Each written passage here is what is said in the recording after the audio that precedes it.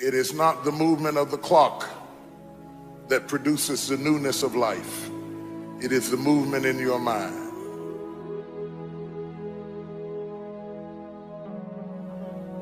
You're going to hear all kinds of things said about you.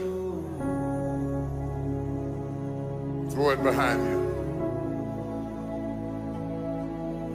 The enemies that you see today, you will see them no more. No weapon formed against you shall be able to prosper. Every tongue that riseth against you, God will condemn. This is my time. Truth of the matter is, everybody in here is going through a change.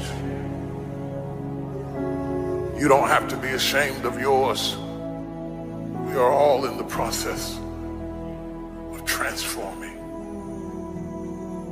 to a higher, better expression of myself. Let this be the year that I birth a higher, better expression of myself.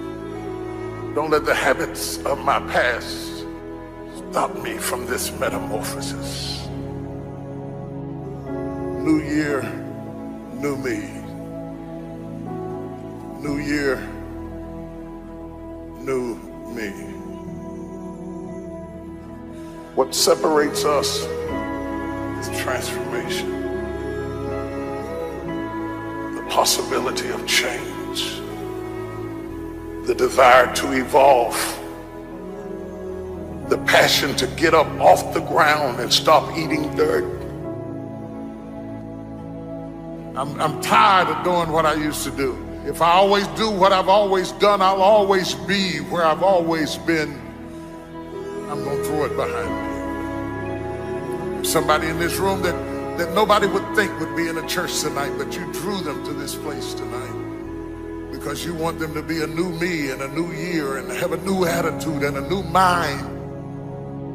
Because the real battleground is in your mind. That's where the fight is. You lay down with it. You get up with it. You go to work with it.